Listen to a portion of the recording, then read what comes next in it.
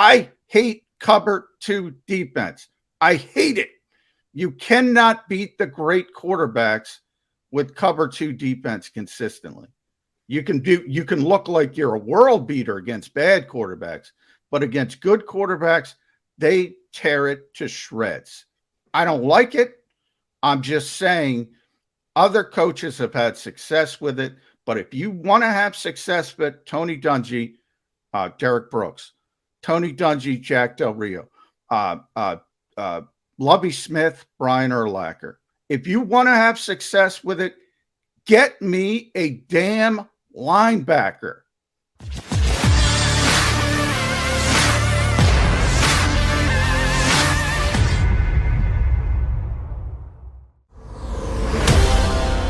Let me check. Yeah, the score hasn't changed from Sunday's Raiders game. It's still the same, 33-22. It was when we were here with you yesterday. Yesterday was me, Jody McDonald, with my buddy Jeff Kerr. Today I got my partner back. John McMullen has made his way back from Sin City. Tell me at least you didn't lose a ton of money on top of it, McMullen. No, not a ton. Yeah, I'm very disciplined, unlike the Eagles. So I had a number I was going to stick to, and I stuck to it. But, mainly because I didn't have the time. So right. That was the main reason. So if you got close to the number with the amount of time you had, that's not a good thing. That means the cards or the slot machines will run it against you. Yeah, it was I only had a little bit of time to play some slots, and mainly at the airport, more than anything else. So I was fine. I came out unscathed. Yeah, if you're a cynic and you believe those machines are rigged, and oh, by the way, they are rigged to only pay out so much, but you believe that some of them are supposed to pay out to somebody, at least to balance the scale so that everybody isn't losing every single time they put a quarter in. Do you think that those slots are better or worse than the casinos?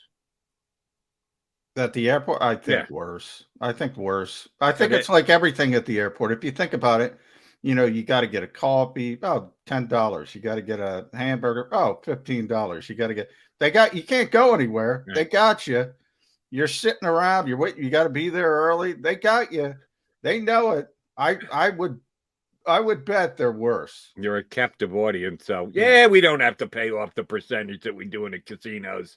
We'll just continue to take their money hand over fist. All right, sorry. Sorry you didn't do well at the airport slot machines. Other than Ocean Casino, which pays out greatly, by the way. Unbelievable. It's like giving away money, as a matter of fact. So I should plan a vacation within the next 24 hours. All right.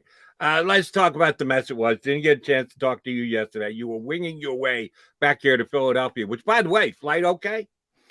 Well, 2 flights. Yeah, they went as well as can be expected, but you talk about being a captive audience. On the way out there, I actually had a direct flight on the way out there, which seems fine. It's a 5-hour flight. So, but they don't feed you these days.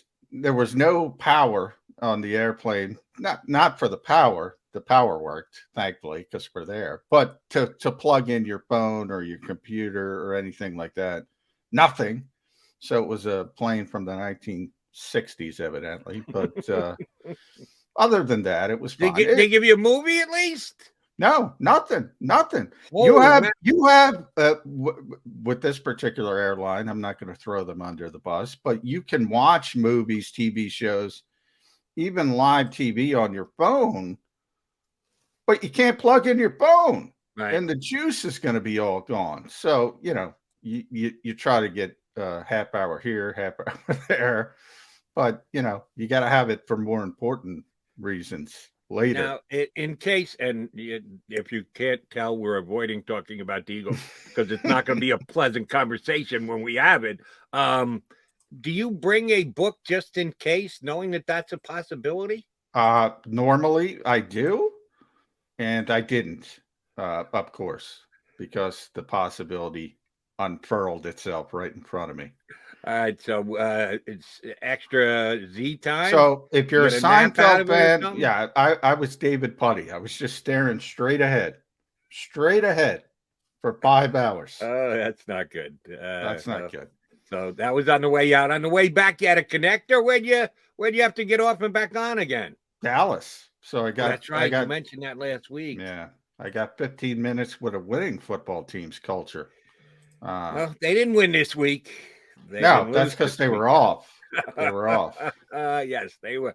They were on the bye. The Eagles were the losers, and once again, and John, stop me if you've heard me say this before, which means it's a given.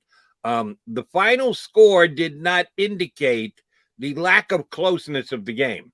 Once again, the Eagles were well behind and got a whole bunch of yards and points late in the game that didn't really have anything to do with the outcome of the game. It's one thing to lose. And I said this last night on WIP, and I'll repeat it here. Got a chance to listen to a bunch of WIP yesterday afternoon. Had a couple things I had to do running around, so I was in the car plenty. Listen to Cameron and Richie in the middays and Ike and Johnny Marks in the afternoon. The one thing that surprised me, because Eagle fans were apoplectic, as I thought they would be, a whole bunch of people were surprised that they're as bad as they are, that they're 2-5 and they didn't see this coming and they didn't think this season was going to go as badly as it has. And that kind of gets to me because, yeah, I thought they'd be about 2-5 after these 7 games.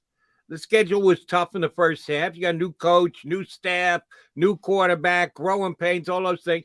Yeah, I thought they'd be around 2-5 at this point. I don't understand why people are surprised. You got a theory? Ugliness of how they play, which is my theory. You're right, because 2-4, I mean, okay, pick out the win. Were you going to beat San Francisco? Now, in hindsight, they're not as good as probably we thought, but coming into the season, nobody thought they were going to win that game. You're going to win at Dallas?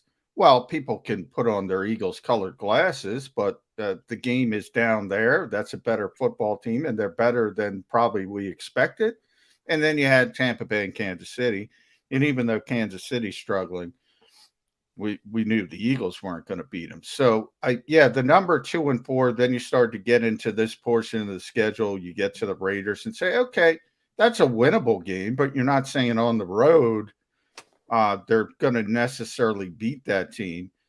And then Detroit starts in probably the softest part of their schedule moving forward. Not probably, unquestionably. And we'll see if they can sort of even the scales a little bit. So I think it's the way they played. Look, I talk about it all the time. I'm not a fan personally of RPO offenses. I think they're ugly. I don't like the way they look. I think people are seeing it unfold when you're not very good. On top of it, then you're playing a ton of cover 2 on defense. It's not what this city likes. They hate it. They hate it. If it's death by, 1,000 cuts or the gunshot, they want the gunshot. But they're just not good enough personnel-wise. But so to your point, the overriding aspect of that is, okay, they're a bad football team, and they're a bad football team that plays the way the fans don't like on top of it. That would be my assessment of what's going on. That's a very fair assessment. It depicts what's happened in the first 7 games here of the season. And I said this yesterday here on Birds 365 and then last night on WIP as well. I know that people are very upset with Nick Sirianni, and they got right to be. His play calling is questionable. We can give him as much a pass as we want for trying to make the play calling fit Jalen Hurts' skill set, which I think he does. Well, at some point, you have to realize what I thought was best for Jalen Hurts might not be best for Jalen Hurts, and I got to tinker with it, and we've seen no changes whatsoever. Maybe they were going to run the ball a little bit more before Miles Sanders got hurt. Maybe not, because the second time they got the ball after punching it down the Raiders' throats, they weren't run heavy, and they didn't do anything with the ball. So I think that's an evaluation still to be made. You can get on Nick Sirianni. Jalen Hurts is still woefully inconsistent.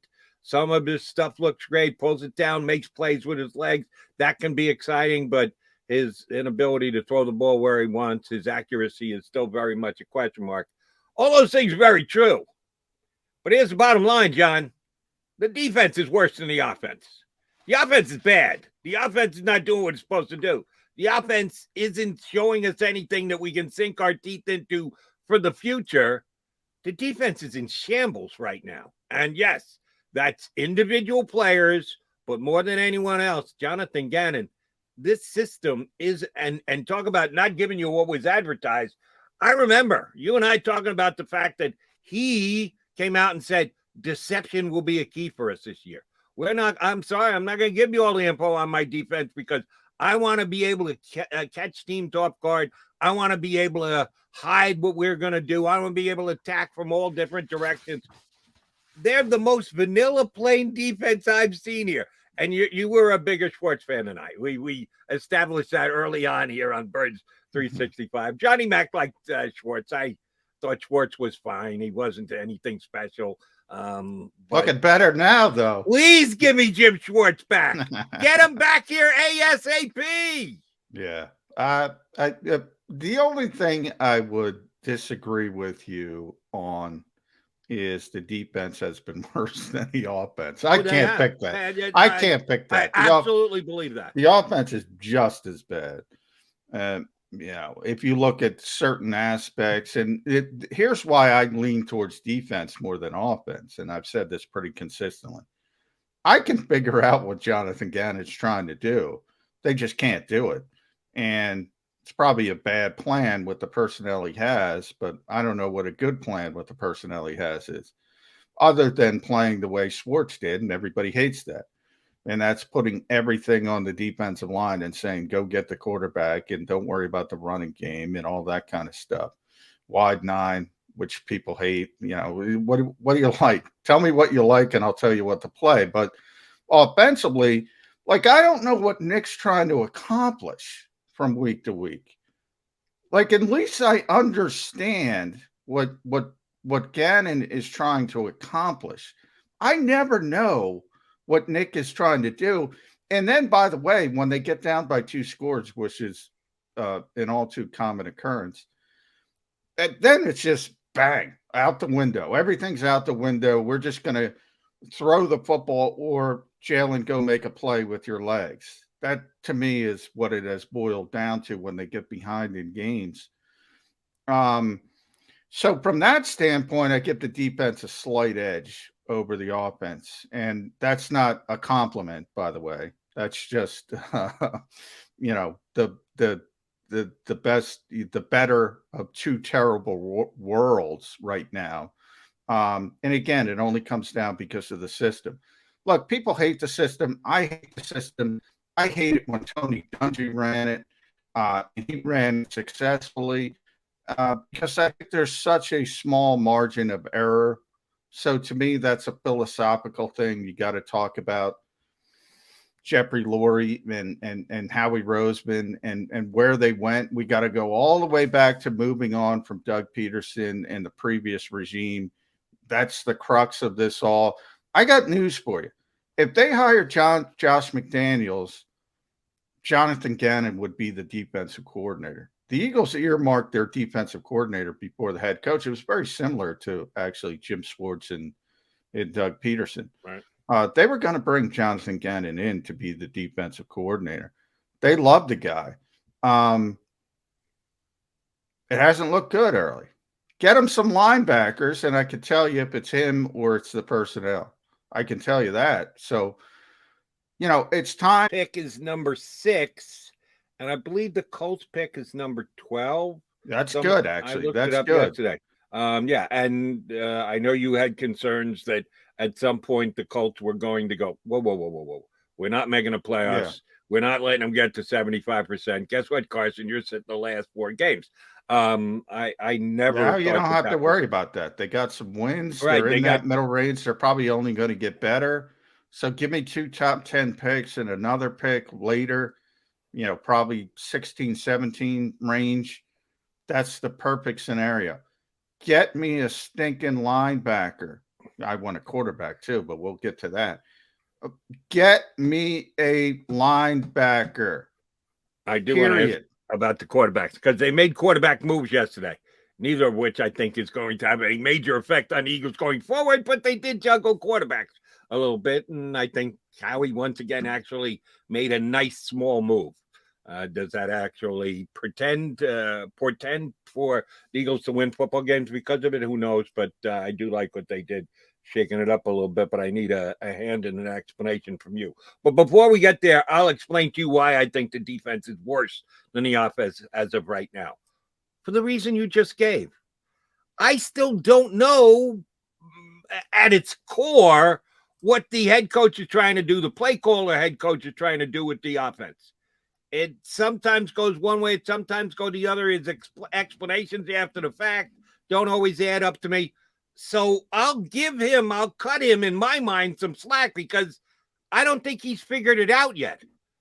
Jonathan Gannon's doing exactly what he wants to do. He continues to do it without changing it week after week, and it just continues to stink on ice, if not get worse. So which is worse, the guy who hasn't figured it out yet or a guy who's figured it out and it sucks? I'll take the guy who doesn't know yet. And the other thing about I see, here's the difference. I get what you're saying.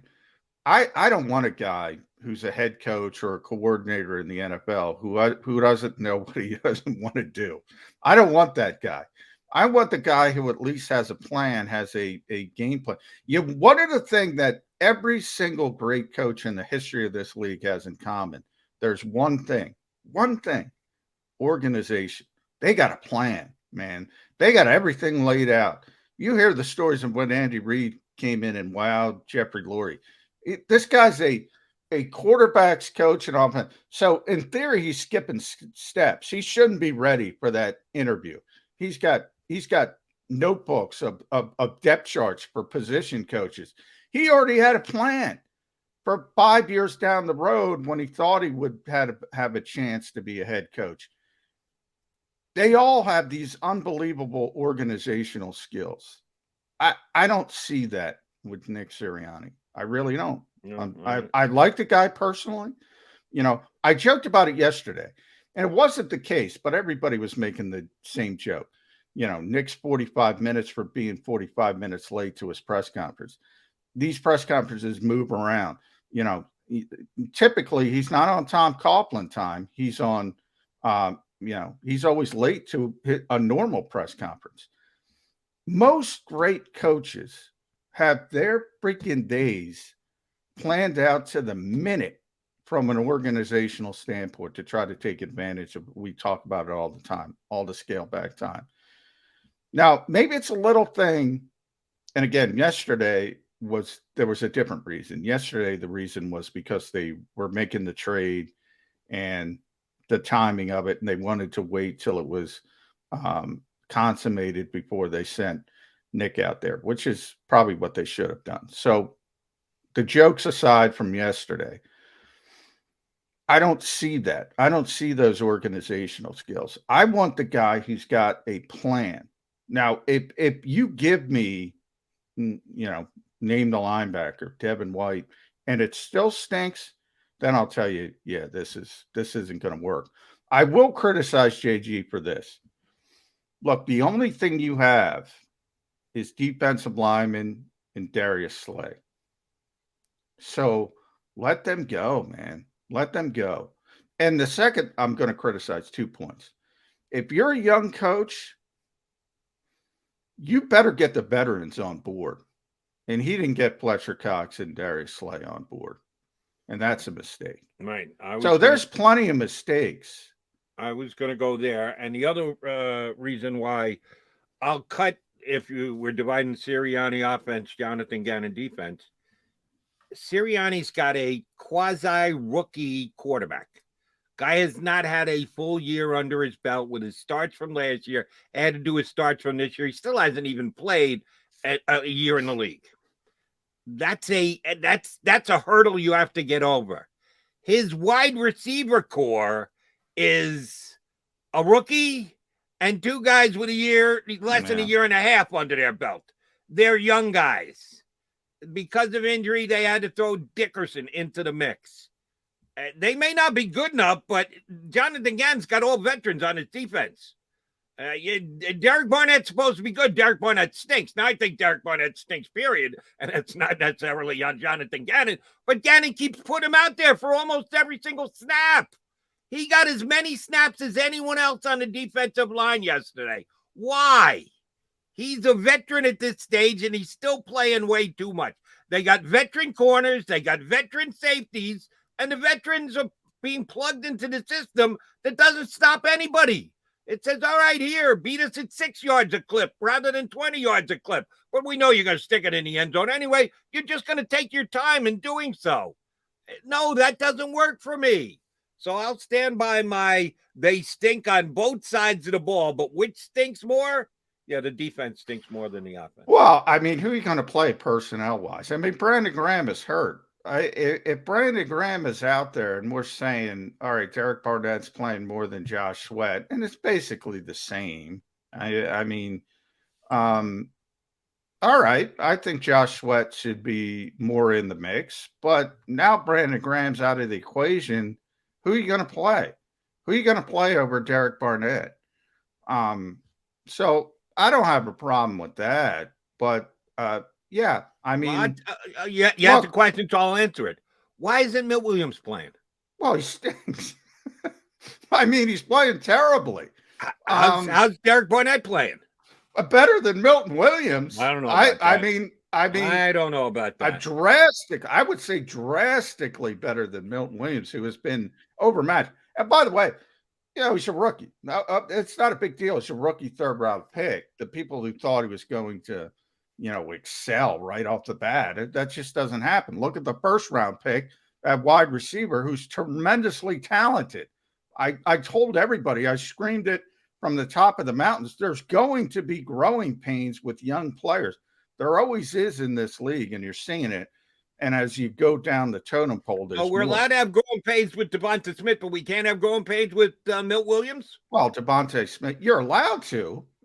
I'm not. Obviously, you're allowed to. Judging by their snap counts, one guy gets to go out there no matter what he's doing, and the other guy doesn't get. Yeah, but one guy's a lot better than the other guy. One guy's significantly better than the other guy, and I only bring up Devonta Smith because he also, even though he's significantly better, even though obviously he has the talent to excel in the NFL from the get-go, you're still seeing those growing pains. That's the only reason why I bring him up. Milton Williams is more of a developmental type, and it hasn't been good early on. I mean, and they're still throwing him out there to try to get through those growing pains.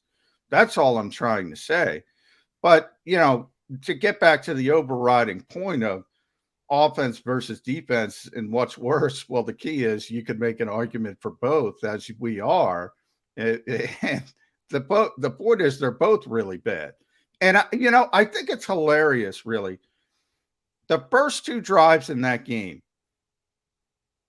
Okay, now on the surface, it was really successful for the Eagles. They drive down the field in a traditional fashion. Jalen Hurts under center, handing the football off to Miles Sanders. You get the play action to Dallas Goedert. You get the angle route over the middle of the field for the touchdown to Kenny Gainwell. Everything the fans wanted, tied up into a neat little bow, and they scored a touchdown. Now they kick the football off, right? And the Raiders go down the field. How many plays was it, Jody? Exactly what Jonathan Gannon wanted. Exactly what he'd prefer to get off early. But 1, 2, 3, I'm counting them up. 4, 5, 6, 7, 8, 9, 10, 11, 12, 13 plays. Oh. And then Derek Carr over the middle to Richard, just a little bit off, throws the football off target in the middle of the field. There it is for Avonte Maddox. Interception. Bend, but don't break. Perfect. Early. Perfect early. But here's the difference. Nick Sirianni changed. He doesn't want to do that. He did that to acquiesce to the criticism. Jonathan Gannon at least stuck to his plan. It worked for one time. That, to me, surmises the two of them up. Look, one guy's got a plan, one guy doesn't. One guy's got a plan, one doesn't. Well, how did Gannon's plan work on the Raiders' second possession?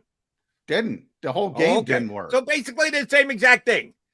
Sirianni's plan worked, went right down the field, touchdown. Gannon's plan worked. Oh, we'll bend with not break. We'll wait for you to make a mistake. They did, deep in their own territory. Then the second possession for both coaches, they didn't get done what they needed to get done. Sirianni's offense did nothing.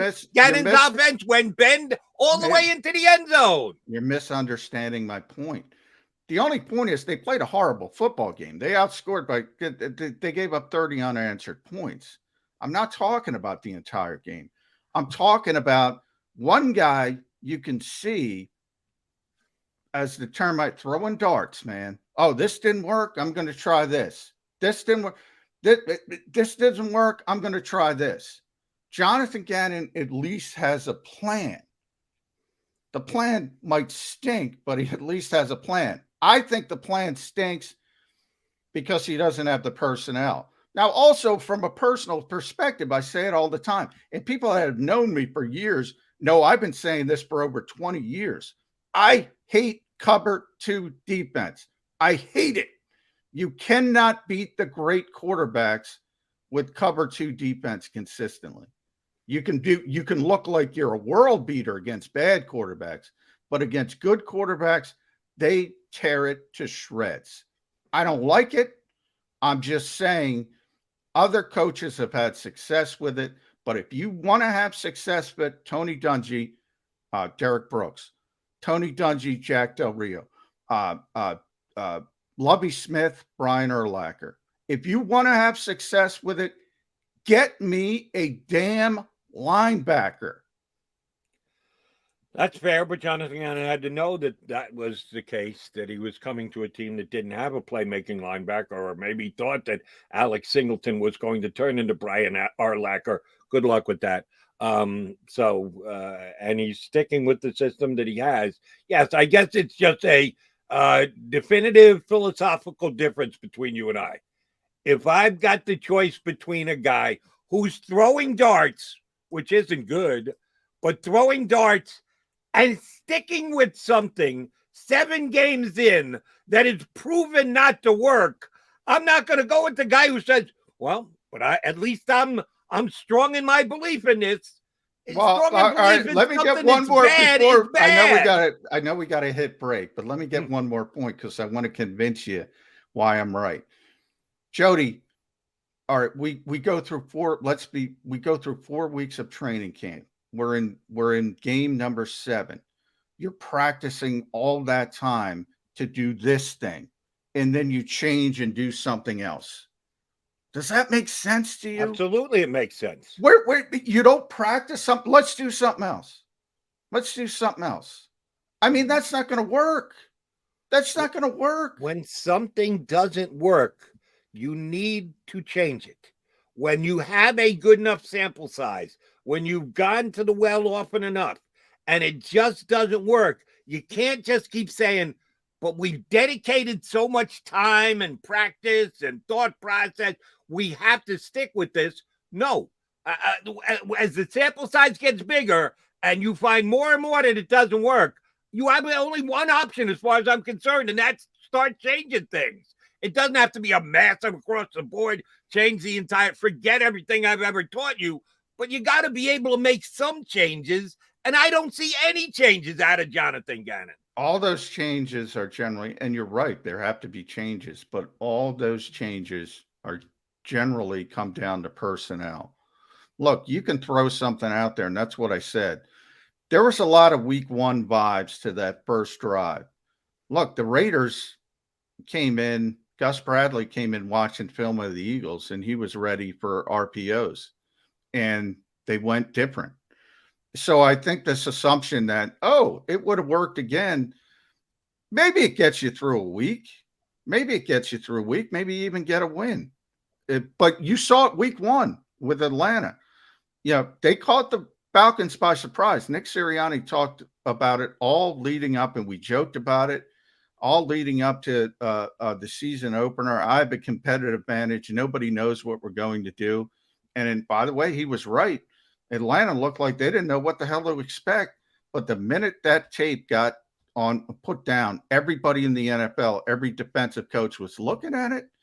And they started the next day and said, this is how we have to play this particular quarterback in this offense, and it has been ugly ever since.